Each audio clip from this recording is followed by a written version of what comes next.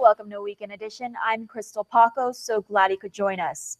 Local companies are now weighing the impact of a recent executive order that is expected to make many more workers eligible for overtime.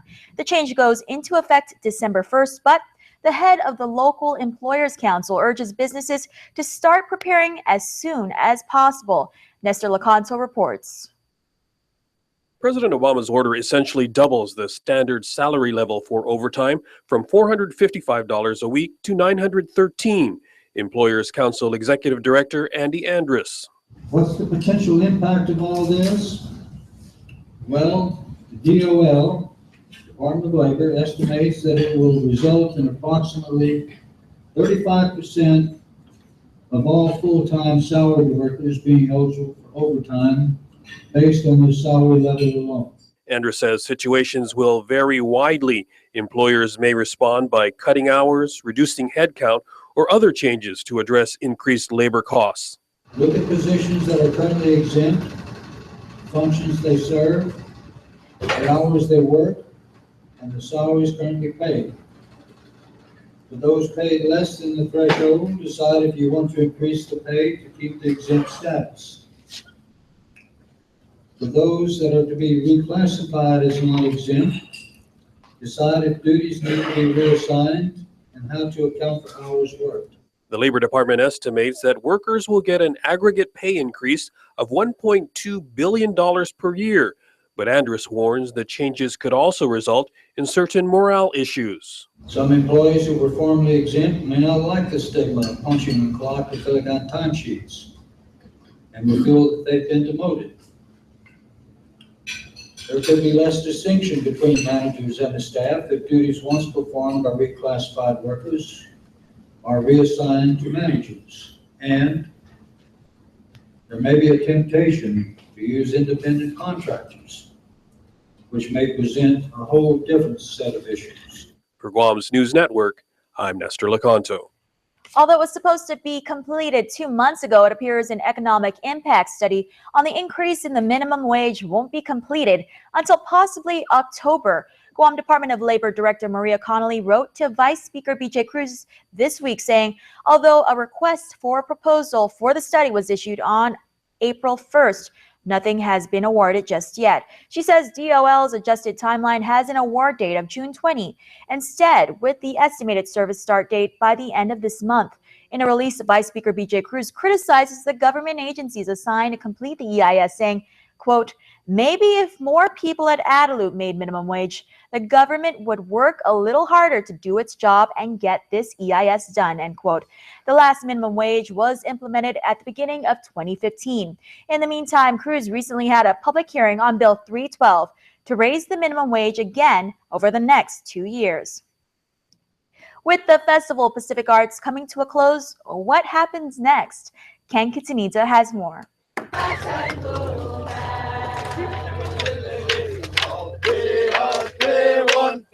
The promotion and preservation of culture doesn't stop once FestPac ends.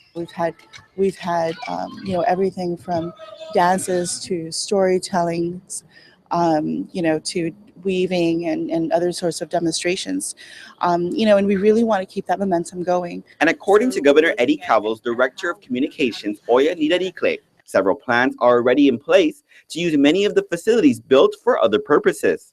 The festival huts that are being used right now for by the different countries, a portion of those will be set aside for our farmers. I know that we're also looking at the possibility of opening them up to different vendors, for sales throughout the week. So it'll be, in essence, an extension of the Chamorro Village. The 34 concrete huts cost $2.1 million to build. She says they are also open to using the huts for other future events like the Carnival or the Guam Micronesia Island Fair.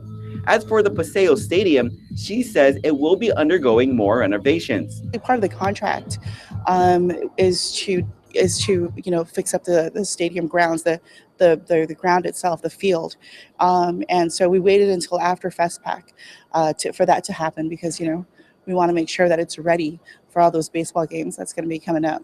She says all the extra bleachers will be removed from the stadium and instead be divided between the villages and schools. As for the Guam Museum, that will close temporarily after FestPac is over. Department of Chamorro Affairs President Joseph Cameron says the museum will have to close to complete all the finishings along with the second floor exhibit. He says the first floor could reopen in July with a full grand opening by later this year. And while there have been some hiccups along the way, Nidaricle believes FestPac overall has been a success.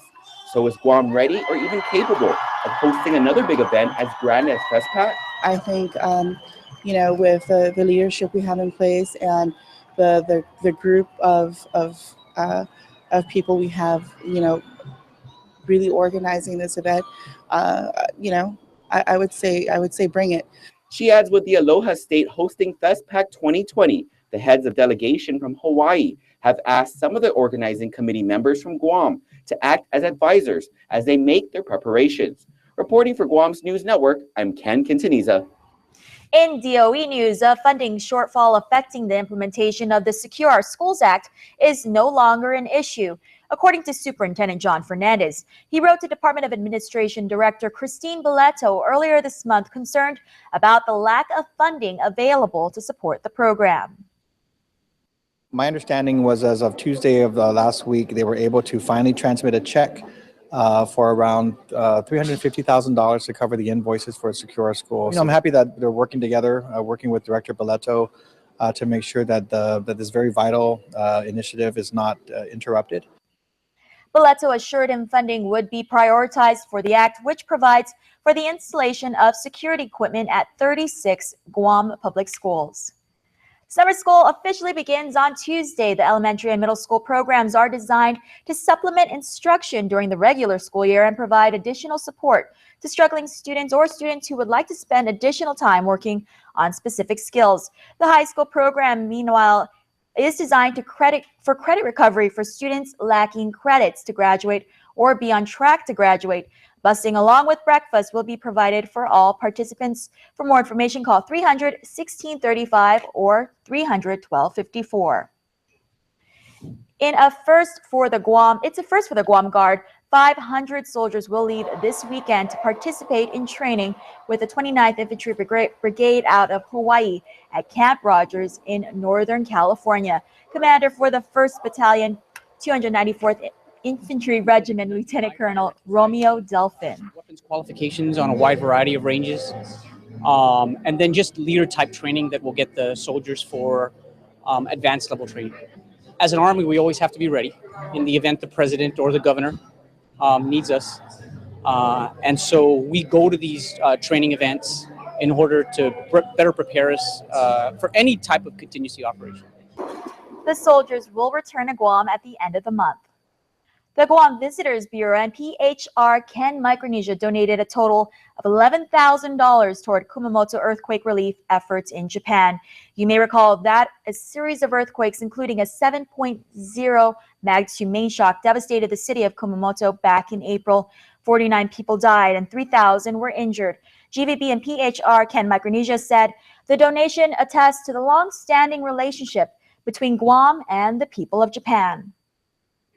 In our next story, Isabaza introduces you to a revolutionary energy battery storage system that's so safe, it's actually edible. The technology will be coming to Guam in coming months. Here's more. Jay Whitaker is a former Carnegie Mellon University engineering professor whose work was featured in the Mars rover program. He is also the creator of the edible battery, better known as the Aqueon Energy Battery System. Inspired to create safe battery storage, he founded his company back in 2008. You can eat. If you could physically chew everything that's in the battery, you can technically eat it. That is how safe it is. President of Canada's second largest renewable energy distributor, Sentinel Solar, Adam Webb, endorsed the technology while meeting with local stakeholders in May. He said Aqueon's aqueous hybrid ion batteries are made from abundant, non-toxic, and sustainable materials, including salt water. The batteries are manufactured in a state-of-the-art 350,000 square foot facility in Southwest Pennsylvania and produce residential, commercial, industrial, and utility-grade power storage systems. With an estimated lifespan of 15 years, the batteries also perform better in Guam's hot climate. And you will actually get more power out of this battery from 25 to 50 degrees, which is one of the reasons why this battery has been flooding the tropical locations or high humidity, high heat locations around the world. Randy Sager is president of Reaction Co., the company that will be distributing the batteries on island in the next few months. He said the technology allows people to take the sun's energy and hold on to it for later use. You are now running on no GPA. There is no cents per kilowatt charge for you. You're running on your own power. And you can do this until the next morning at 12 hours, until you get it up at 6 o'clock for your coffee. For more information, you can call Reaction Co. at 477-1018. Reporting for Guam's News Network, I'm Isa Baza. Stay tuned. Next on Weekend Edition, we'll rehash some of the big stories of the past week, and still to come, the Guam Crime Stoppers report. Stay connected to the world at home from everywhere you are. Get the KUAM News app for the latest in local news, videos, sports, streaming, Isla 63 AM, weather, and more. Available for free now at the iTunes App Store or Google Play.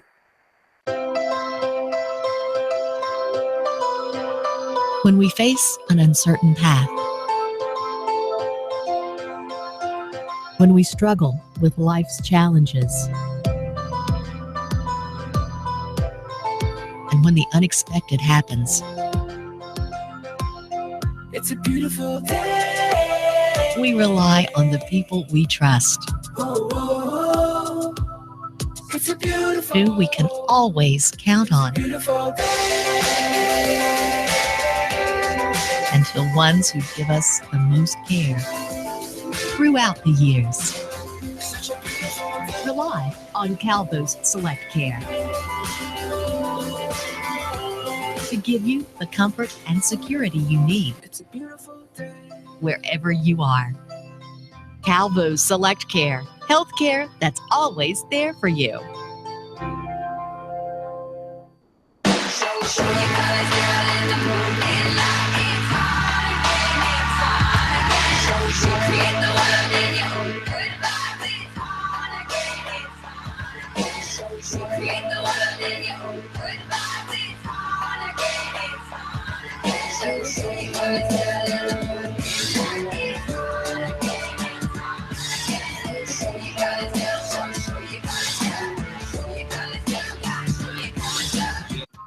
While hundreds of homeless seek shelter every day, when memories fade like old photographs, and families struggle to care for loved ones with special needs, as young children are caught in the storm of abuse and neglect, we are there.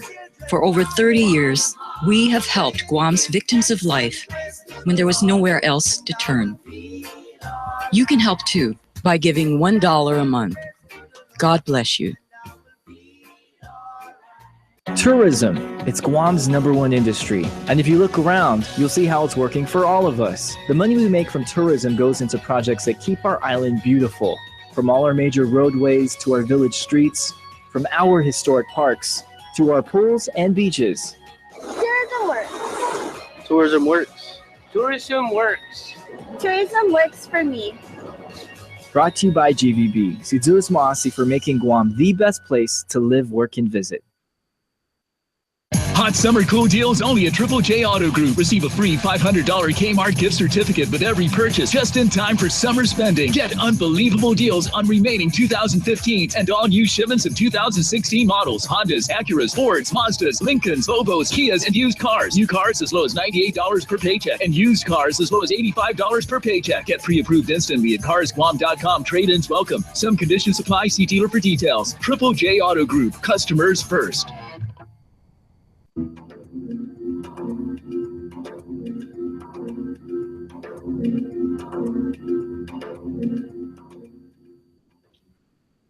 Half a day, and welcome back to Weekend Edition. This is Rehash, where we recap the big stories of the weekend. I don't know who wants to go first. I think Issa wants to go first since she has her Marmar. Ladies first.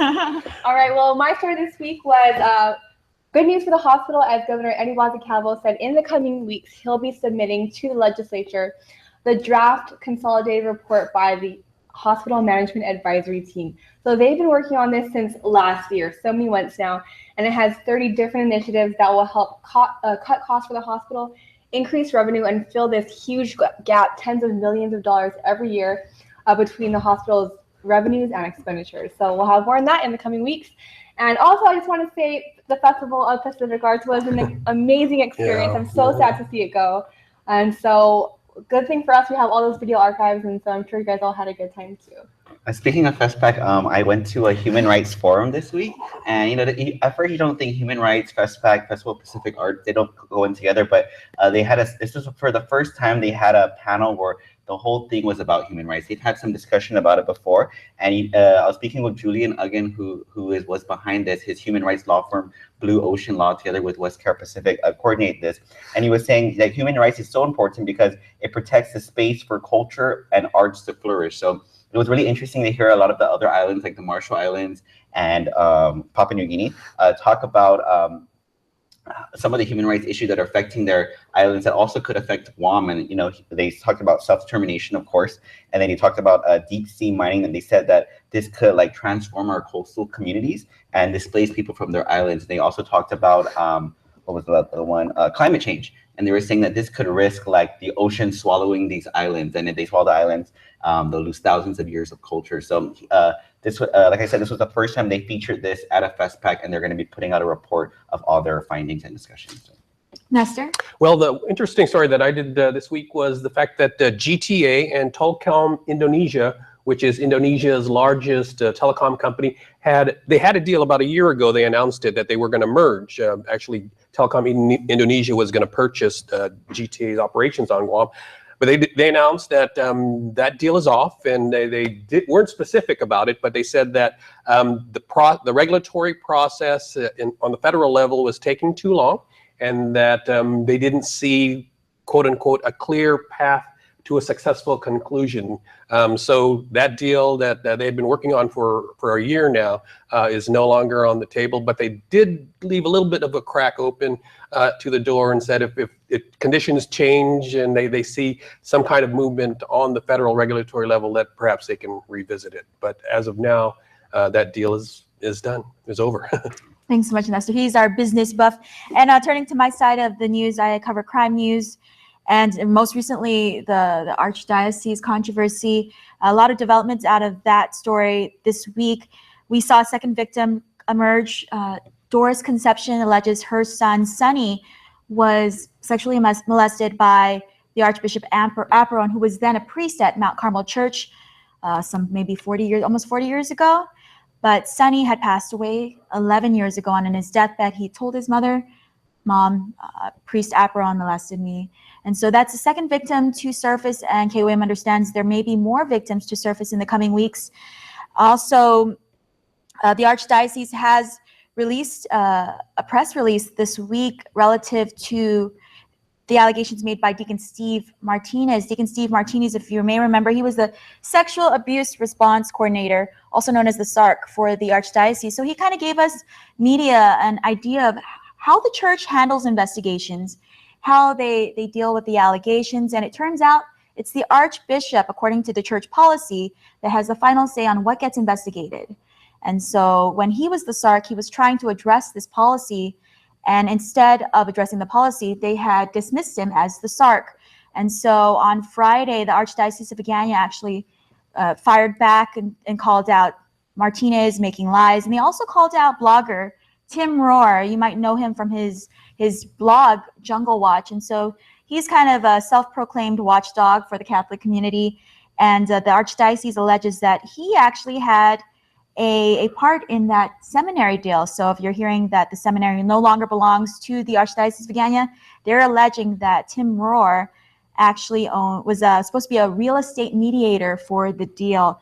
And so more on that, we can see more of that brewing in the coming months or coming weeks. And if you want any of us here at KUAM to follow up on any of your stories, your news tips, email us at reporters@kuam.com.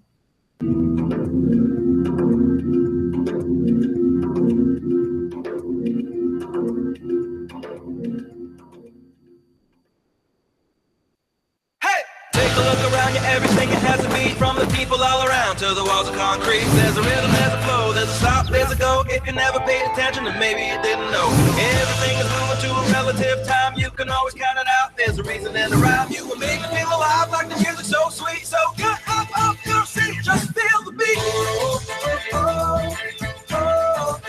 Just feel the beat, yeah. Just feel the beat. Hey. Now is the time, Guam. The Drive and Discovery event is going on now at Cars Plus and Mighty. Get the award-winning 2016 Hyundai Accent starting at just $11,995. That's right, $11,995. Or indulge in the completely redesigned 2017 Hyundai Elantra starting at $16,995. For fast credit approval, visit us online at carsplusguam.com. With quick and easy financing available, the time to buy is now. Come experience the Drive and Discovery event today at Cars Plus Hyundai, the official vehicle sponsor of FestPack. Cars Plus, driven by you.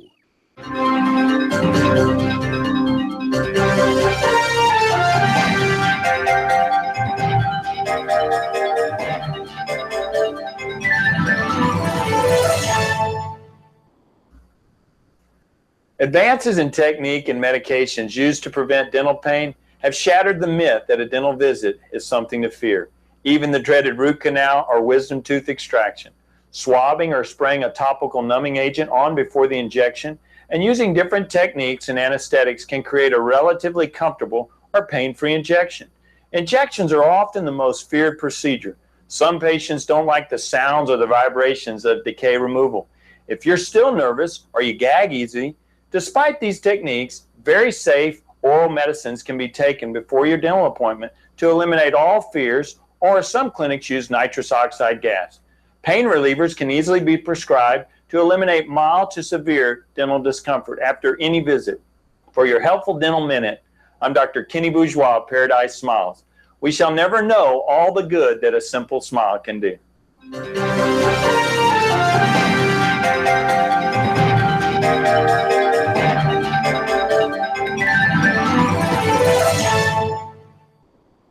Most fast food places use formulas to create their combos, but all that math doesn't always equal something tasty.